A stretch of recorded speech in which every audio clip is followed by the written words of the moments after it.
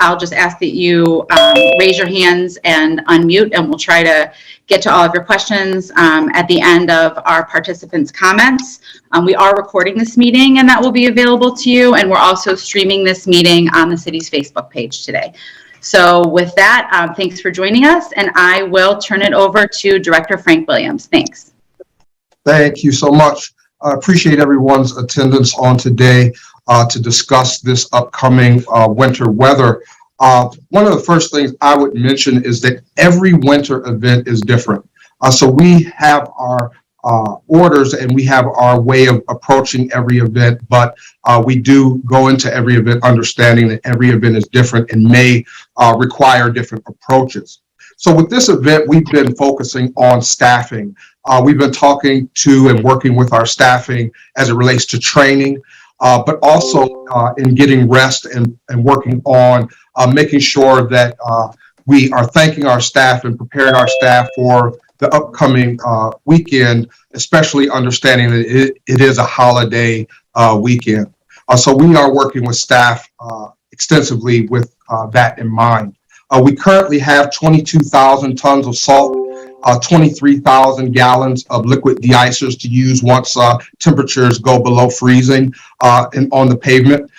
We'll be staffed 24 hours for the duration of the event, averaging about 45 to 50 units on the road. We will increase the number of units on the roadways during the event as necessary as the weather dictates. We want to also make mention of parking. We want to make sure that we advise citizens and residents to park or utilize off-street parking when able, and when it's not able or when on-street parking is the only option, to make sure to park as close to the curb as possible so that we can get our equipment through as easily and as efficiently as possible. We will service the main streets as the first priority, then quickly transition to all residential streets within a prescribed amount of time based on the amount of snowfall accumulation. We will definitely do everything that we can from a safety aspect. You'll find times where the roadways may not be, from an aesthetic perspective, in great shape, but they will be passable before we move into the residential roadways. At this time, I'm going to turn it over to Commissioner Randy Scott from the Division of Streets. He'll talk more about the operational aspects of what we'll be doing this weekend. Commissioner Scott? Yes, good morning. Thank you, Director. What I'd like to point out is that we are fully prepared in terms of our equipment. All of our drivers and equipment are pretty much ready to go. Our plan of attack would be to watch the temperatures as they drop. We're expecting to have rain at first, and that rain quickly overnight Friday, early Friday morning, temperatures are expected to drop below freezing. So it's the timing in which we pre-treat the roads. We intend to pre-treat the roads so that start the melting and the brine creation process on the roadways. That will prohibit ice from bonding to the pavement. From that point, we should be able to keep up with it with regular rock salt. And I'd like to point out that rock salt does remain effective all the way down to 0 degrees, but it starts to lose its effectiveness somewhere below 19 degrees. So it just might take a little longer for the salt to activate, but it will work down to 0. Once we get to that point, if we get in single digits, as the director mentioned, we have a chemical additive that we can add to the salt. So as far as operational, we'll be pre-treating and then we'll be keeping up with it. And then after the storm has ended, we will finish clearing the mains, get them in a safe and passable condition, and then we will move quickly into our residential areas. Thank you, Commissioner. I do believe that it should be noted and really expounded on the fact that we will be working very hard around the clock to limit the amount of ice bonding to the pavement during this event, especially being that it is accompanying rain first and a significant temperature drop. At this time, I'm going to turn things over to the airports. They're going to talk about their plan of attack.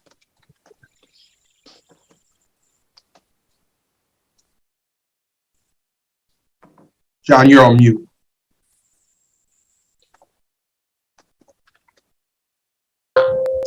Can you hear me, everybody? Yes, sir. Sorry about that. Thank you, Director. Yeah, good morning. And so at the airport, we are anticipating to have about 415,000 passengers come through this holiday travel season. Between the time frame of December 16th and January 2nd is when we experience, we anticipate having all of these passengers here. And with this year, this is one of our this is one of the busiest travel times of the year for us. And so with this storm coming, we are asking people who are coming to the airport to plan ahead and plan accordingly. A good rule of thumb is to kind of be here 2 hours or so before your flight to kind of give you enough time to get through checkpoints, to find a place to park, to just not be rushed.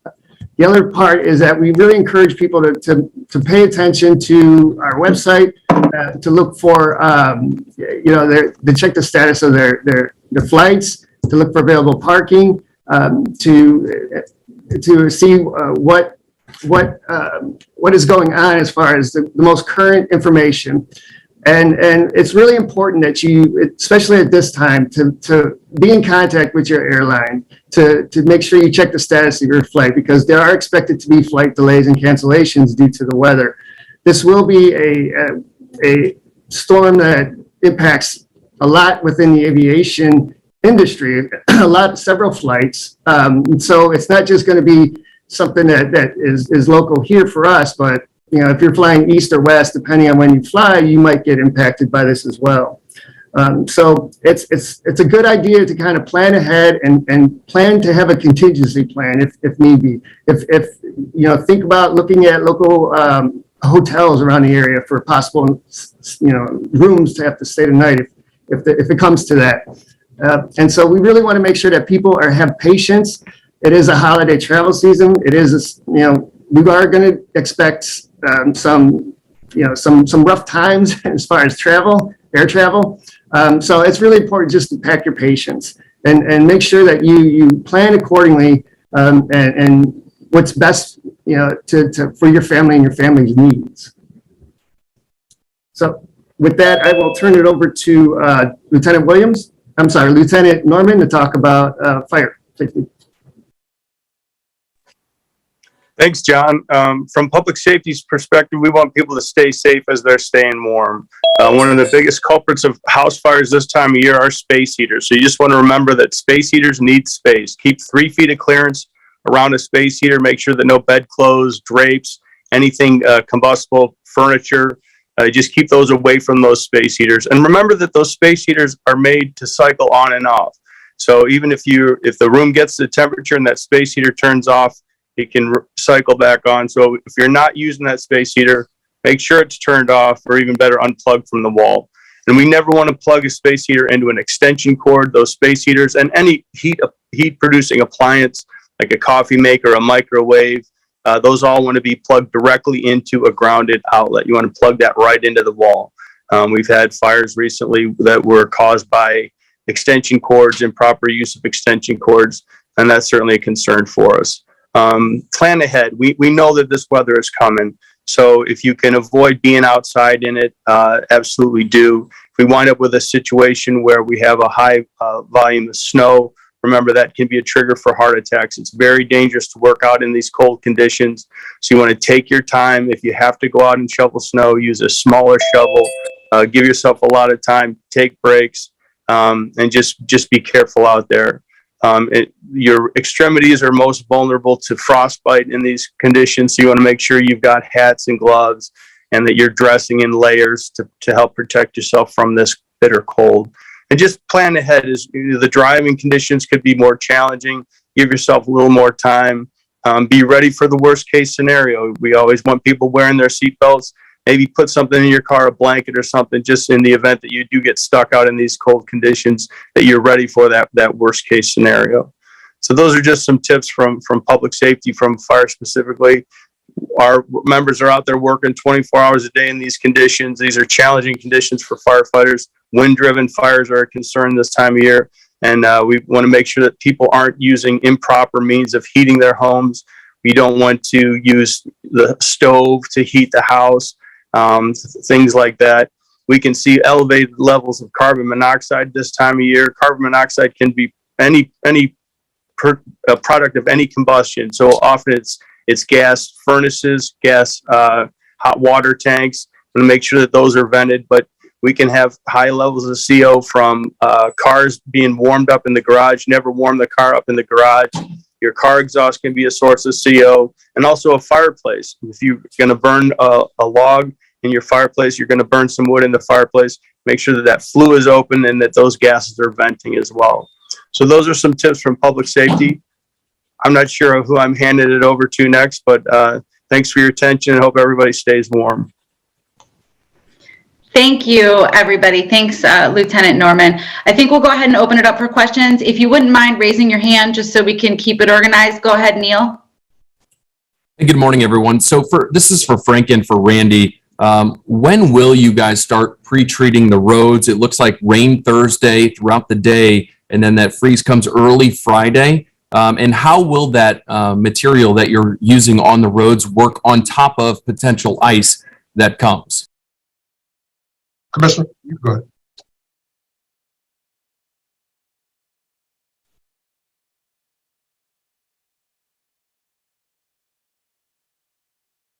Commissioner, Oh, you're on. Commissioner Scott. Yeah, please unmute, Commissioner. Thank you. I'm sorry. We expect the temperatures to begin dropping below freezing early Friday morning, somewhere around 3 a.m. So when our third shift comes on at 11 o'clock that night, we will be in earnest pre-treating all major main and secondary main streets. And we expect that to prohibit any bonding to the pavement. There won't be any use for chemical at that time. As I mentioned earlier, chemical usage will come in when we get down in the single digits if needed. Jordan? Questions for Mr. Scott, Mr. Williams.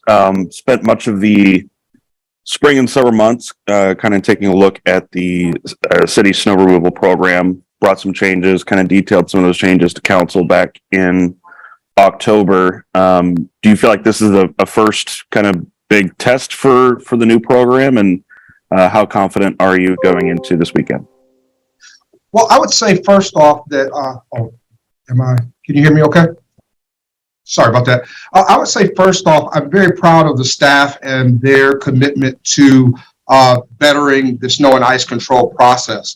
They were very committed over the summer to looking at ways we could get better, and committed themselves while we were doing things such as potholes, street repair, resurfacing, and all the other items within the Division of Streets purview.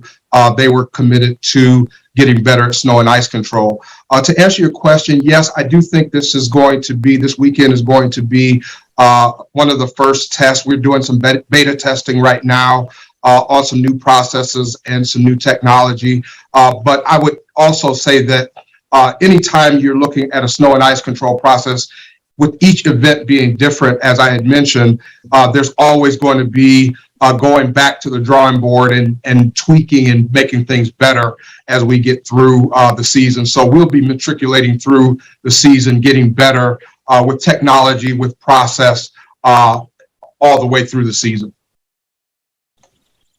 Please go ahead, Ed.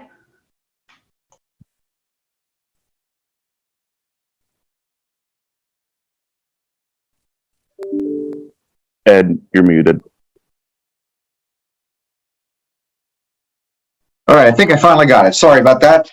A question for either Mr. Williams or Mr. Scott. Where do things stand with the new GPS mapping system for the snowplow trucks? And why hasn't the city allowed us to see any of that new technology or see any of it even being tested as you've installed it? Well, Ed, I think you've been updated on a few occasions of where we are with that, but actually some testing is going on today, and our first iteration of seeing how things will be going, and some of the first major testing, in-event testing, will be this weekend. So we just haven't gotten to that place yet. We're learning to be able to answer the questions of the residents and of that you may have as well. So we're learning as we go, as we are implementing, and we will be, of course, transparent with anything that's going to help us to do the job better. How many of the trucks do not yet have that technology for the mapping system now installed? The technology is being installed as we speak. I don't have that information right now. It's dynamic, but I can update you a little later on today with that exact number. Thank you. Can we have Nick followed by Molly? Thank you so much. Nick Costello with Signal Cleveland. How many or like what percentage of the staff at this point has been trained on the new routes? And other question I had was, are we going to see the snowplow tracker this time? So I'll take your second question first. The snow plow tracker will be in beta test this weekend. It will be accessible internally till we make sure that it's actually working. So I do expect that to be unveiled here in the next week or two, barring any technical issues. As I think, what was the first question? I'm sorry. I wondered how much of the staff at this point has been trained on the new snowplow routes and system. Like, will they be ready to go on these new routes and new system for this event over the weekend? As I mentioned, we're doing beta testing right now. The training is going to be ongoing. The route balancing and route optimization is something that happens throughout the season. So that training is going to be something that's going to be ongoing. But we've been having classroom training and also in-cab training. I think some of you have seen us out at the Muni lot doing some training as well. So we're doing the actual road training and also in-class training as we speak. We had a pretty large class on yesterday. Please go ahead, Molly. Good morning. This is Molly Walsh, the Plain Dealer, Cleveland.com. I have a question pertaining to the warming centers for residents. I'm just wondering if there's any transportation provided for those who may not be able to get themselves to a center. Also, if residents have concerns for someone who appears to may need shelter, such as a houseless person, is there somewhere residents should call, or how can they go about doing that? Hi, our commissioner from Recreation, Sam Gisson-Tanner, is on the line. He can speak to the warming centers. Thank you. Go ahead, Sam. Good morning, everyone. Sam Gisson-Tanner, Commissioner for the Division of Recreation. What was your first question? I'm sorry. No problem. I had a question about if there's any transportation provided to help people get to warming centers if they're not able to take themselves. No, Molly, not at this time. We kind of put the warming centers in geographical areas throughout the city so people can walk up and take advantage of those warm shelters. So there's no transportation at this time. Got it. And then my second question was just if there was anyone who had concerns for people who may need shelter, like homeless people. Is there a phone number or anything that could be called to help them? Right now, we direct everyone to call 311 if they need that assistance, and they will get that information at that location or that number. Got it. Thank you very much. Please go ahead, Dan. Yeah, good morning, everybody. I kind of want to go back to the GPS tracker. We saw the city roll this out January, February of this year. Granted, it was rolled out too soon. That was the explanation we were given. It wasn't real time. It wasn't actually working, and that it shouldn't have been put out. So here we go, 11 months later, and I'm sorry to be critical, but what was the problem then in 11 months? We couldn't get this. Was it tell us it was a backlog issue. Tell us it was a supply chain issue. What was the problem for 11 months that we still don't have this online when Mayor Justin Bibb himself said that he inherited a broken system? It appears that it's still broken 11 months later if we couldn't get this technology up and running. Well, I guess I would, thank you for your question. I would answer it first by saying that I'm not sure of the use of the snowplow tracker during the summer months, but we're focusing on the winter months all year long, and we've been behind the scenes working all season to prepare for this time. I think today is the first official day of winter, And we are pretty much on track with the procurement process and also the things that we had to do as it relates to technology to the trucks to be able to display that information. So I don't think that we are behind in this area. We are actually on track with what the procurement process actually had and actually what it actually takes to implement this type of process. This is a heavy lift for any city, and for a municipality with over 10,000 streets, this is a process that takes time. And as I mentioned, it will go throughout the season, throughout this season and probably into the spring. So you're saying this technology wasn't touched spring, summer, fall? You're busy with spring, summer, fall issues. You don't touch it again until winter starts? Not at all. I'm not saying that at all. What I'm saying is this has been being worked on, and it does take an exorbitant amount of time to procure and also implement in a city, especially in a larger city such as the city of Cleveland. Neil? Thank you. This is for John at the airport. Our meteorologists here at Channel 3 have predicted wind gusts up to 50 to 60 miles per hour this weekend with this storm. At what point are the wind gusts too strong to take off at the airport, or is it a factor of it being a blizzard as well factored into not taking off those flights? And what day are you thinking right now for those travelers will be the most impactful?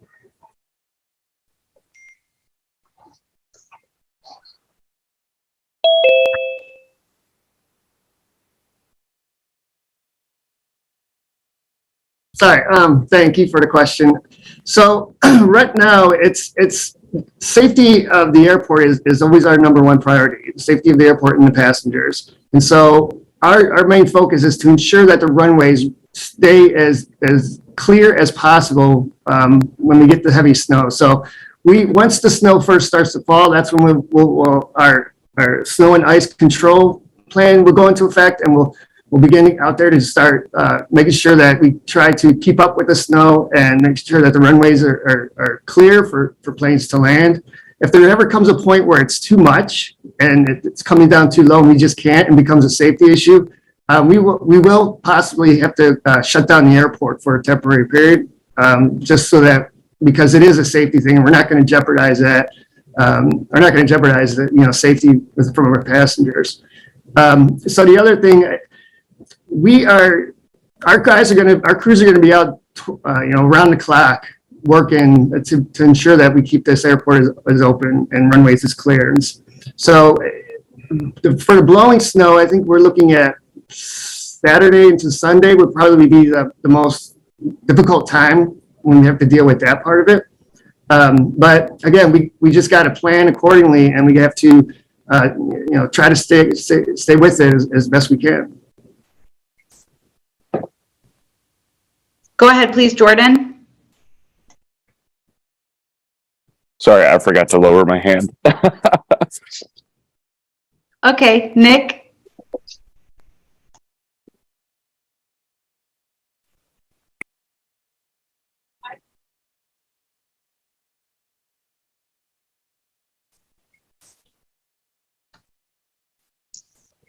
Nick, you're muted. I thought I was better than that. Nick Costello with Signal Cleveland. Sorry, I was muted. Could you help us understand the process a little bit? I know in the past, the city has said that the plowing doesn't really get going until the snow stops falling. This time, are you going to be plowing while the snow is coming down? I think that may be a misunderstanding. Sure. We typically don't start plowing until about 2 inches of snow has fallen. But plowing happens well before the snowfall ends. Commissioner, you want to speak to that? Oh, absolutely. We saw and plow the streets simultaneously, as the director just said. Once snow reaches 2 inches with additional snow coming, we begin our plowing operations. And then once we experience snow of 4 to 6 inches, we'll go into what we call a tandem plowing phase. We pair 2 trucks up together and open up the street from curb to curb. So plowing is always being done, and salting is always being done simultaneously, unless, of course, we get very heavy snow, and then we'll go into a plow-only mode and then we'll return back with salt to bring the conditions down to pavement. So I just want to make sure we're clear on that. Go ahead, please, Ed. Okay. Another question for Mr. Williams, just to follow up on a couple of things we had mentioned earlier. As far as the GPS mapping system for the trucks, you mentioned there was still some training, still some installation. So why is it that it is in late December that you are still training and installing this and it is not yet ready to be fully rolled out? Well, Ed, I think I've answered this a couple times, but the idea of testing happens in the winter time and in the winter months during events. The implementation and the testing and training has been going on all summer long, and now we're at the point where we're testing in event time and doing that beta testing. So I'm not exactly sure what your expectation would be, but in snow and ice control, the idea is to implement during the summer and then test early winter for the duration of the season. I guess what I'm trying to clarify is, wouldn't you have the drivers have that equipment and then do a dry run on, you're going to be doing this route, you're going to be doing this route, and then see how that goes? Or I get the sense we're not even at that point yet. That snow and ice control is snow and ice control regardless of the technology. The technology helps us to do what we do. So there are parts that are technological that happen, and there's parts of the process that takes the input from the drivers to assist with making these routes efficient. And that's why I keep mentioning that this is a process that takes a while to implement. It takes a while to implement routes for an entire city that are efficient. So again, I'm not sure what your expectation might have been, but for an administration to have taken over when they did, myself to join the team in May, and where we are right now is pretty remarkable. what I'm just trying to really wrap my arms around is, where are we on that program? And I know you were going to get back to me later on how many units still have to be installed with that technology or the monitors and so forth. But, you know, given if the snow starts falling tomorrow, we're going to get the snow up. If the snow starts falling today or tomorrow, we're going to get the snow up. We're going right. But I mean, I don't understand. I'm not sure I'm understanding. We have been procuring and been testing all summer long this process, and we're going to implement, and then we're going to keep working the process until we get it right for the citizens of the city of Cleveland. I'm not exactly sure where you're trying to go with anything beyond that. I'm just trying to get a grasp of how ready is it to go? I mean, is it ready that, you know, everybody does it to, everybody starts with it, say tomorrow? Or is it like some guys and women start with it tomorrow and then some next week? Or that's what I'm trying to grasp. We are hoping to be able to, based on some testing, and I thought I said this already, but based on some testing that we plan for this event, it'll give me an opportunity to gauge how usable the new system is. So again, we are on track and ready to do some testing this weekend, as I mentioned previously, and then we'll know better where we are. But again, route optimization is a process that normally takes at least a season to implement. Thank you. Okay, any additional questions? Jordan, do you have a question? One more. I actually do have a question this time. Okay. This is for Mr. Williams. You told you told council back in October that you're still looking to hire about 7 drivers. Is that is the department fully staffed, and how many drivers are we talking about? We are very close to being fully staffed. As with anything, staffing ebbs and flows. So we've had a couple people take positions elsewhere and things of that sort, like any other organization, but we are in good shape as of right now, but we do have a few vacancies, and we are still accepting applications at this time, and we'll continue to do so. Thank you. All right, everybody, I want to thank you all for joining us today. You know how to get a hold of me. If you have additional questions, please send them my way, and I will get them to the appropriate folks to get them answered. And I hope you all have wonderful holidays, and thanks very much for being here with us today. Thanks so much. Thank you. Thank you. Recording stopped.